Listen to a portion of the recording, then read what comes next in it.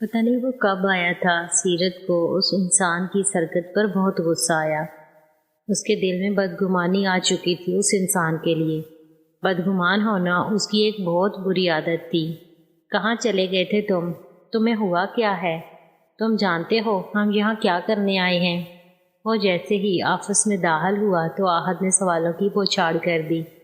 وہ پہلے ہی اس پر بھرا بیٹھا تھا۔ میں ادھر ہی تھا، مجھے پتا ہے ہم یہاں کیوں آئے ہیں، اس نے جواب دیا۔ وہ بھی اب حواس میں آ چکا تھا، بٹ اس کی زبان پھر بھی لڑکھڑا گئی۔ اچھا چلو بیٹھو ادھر، ماما کی چیئر پر، آج تم انٹرویو لوگے۔ آحد نے بھی زیادہ تفصیل نہیں پوچھی کیونکہ یہ وقت ایسی بات کرنے کا نہیں تھا۔ اس نے شاذل افندی کو کہا۔ وہ بھی آرام سے جا کے نگہت آنٹی کی چیئر پر بیٹھ گیا۔ ہمیں مس صبا سب کچھ گائیڈ کر دیں گی اور سیریز بھی دکھا دیں گی جو گرلز انٹرویو دینے آئی ہیں ان کی، آحد نے شاذل افندی کو کہا اور مس صبا کو بلایا۔ وہ اسکول کی سینئر ٹیچر تھی۔ مس صبا نے ان کو بتا دیا تھا کہ 7 لڑکیاں آئی ہیں انٹرویو کے لیے، ان میں سے ایک سلیکٹ کرنی ہے انگلش کی ٹیچر، اور اس نے یہ بھی بتایا کہ لڑکی اچھی ہو، اس کے پاس نالج ہو اور وہ زیادہ ماڈرن نہ ہو۔ شاذل افندی کے آگے اس لڑکی کا سراپا آ گیا جو بہت ہی سادہ سی پیاری سی تھی۔ ٹھیک ہے مس، آپ بلائیے، انٹرویو سٹارٹ کرتے ہیں، شاذل افندی نے ساری بات سننے کے بعد کہا۔ اس کو جلدی تھی، وہ پھر سے اس لڑکی کو پاس سے دیکھنا چاہتا تھا اور اس کو پتا تھا وہ بھی انٹرویو دینے آئی ہوئی گرلز میں سے ایک ہے۔ اوکے سر، میں بلاتی ہوں، مس صبا نے کہا اور ایک ایک کر کے گرلز کو بلانے لگی۔ 1 بجنے والا تھا۔ 6 گرلز کے انٹرویو ہو چکے تھے، بٹ ان تینوں کو ایک بھی نہیں آئی تھی پسند۔ وہ گرلز ٹھیک تھیں، ان میں نالج بھی تھا، بٹ وہ بہت ماڈرن تھی۔ وہ انہیں اپائنٹ نہیں کر سکتے۔ بس اب ایک گرل رہ گئی۔ شاذل کو اس کے آنے کا انتظار تھا۔ بس سر، ایک لڑکی رہ گئی اب، مس صبا نے کہا۔ آپ انہیں بھی بلا لیں، وہ بھی کافی ٹائم کی آئی ہوئی ہے، اب تو وہ بھی انتظار کر کر کے تھک گئی ہوں گی، شاذل نے کہا تو آحد نے بہت غور سے اس کی طرف دیکھا۔ شاذل افندی اور لڑکی کی بات کر رہا ہے، یہ تو حیرانگی والی بات تھی۔ اس کو لگا کہ کوئی نہ کوئی تو گڑبڑ ضرور ہے، کیونکہ شاذل کافی دیر باہر تھا۔ اس کو شک ہوا۔ جی ابھی بلاتی ہوں، باسی آپ سمرا فراز کو بھیج دیں اندر پلیز، مس صبا نے ان کو کہا اور ساتھ ہی پانی رکھ کے باہر جاتی ماسی سغرا کو سمرا کو اندر بھیجنے کو بھی کہا۔ شاذل افندی کو اس کے اندر آنے کا انتظار تھا۔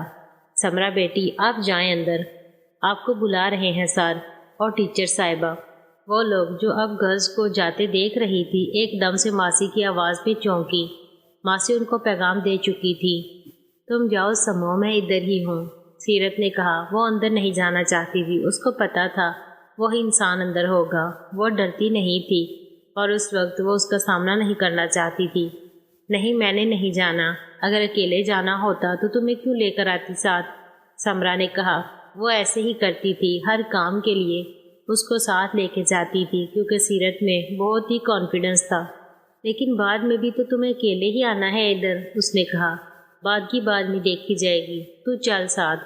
سمرا اس کا بازو پکڑ کر اس کو میڈم کے دروازے کے باہر لے آئی۔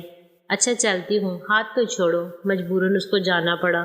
سمرا نے آہستہ سے دروازہ بجایا اور اندر آنے کی اجازت لی۔ اندر سے یس کی آواز آئی تو دونوں نے اندر جانے کے لیے قدم بڑھائے۔ وہ دونوں ساتھ ہی روم کے اندر داخل ہوئیں۔ وہ تینوں دروازے کی طرف ہی دیکھ رہے تھے۔ آحد نے ان دونوں لڑکیوں کو بہت غور سے دیکھا تھا۔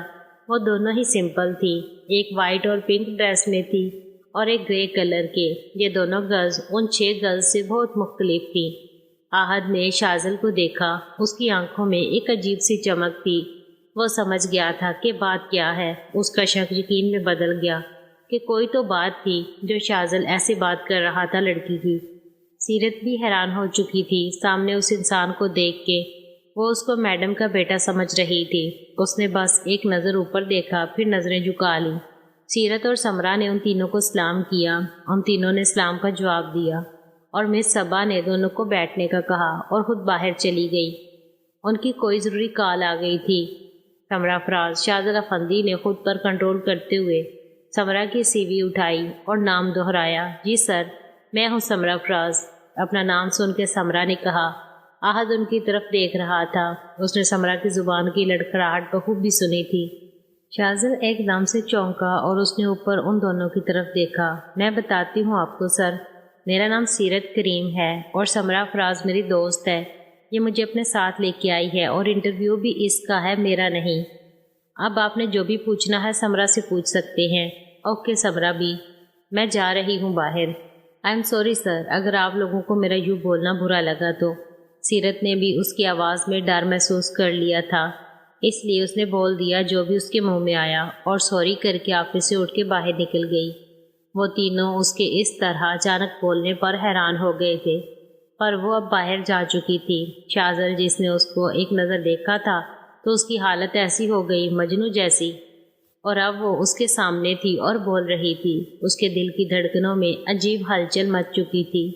احد نے سیرت سے نظر ہٹا کر شاذل کو دیکھا جو اب مسکرا رہا تھا۔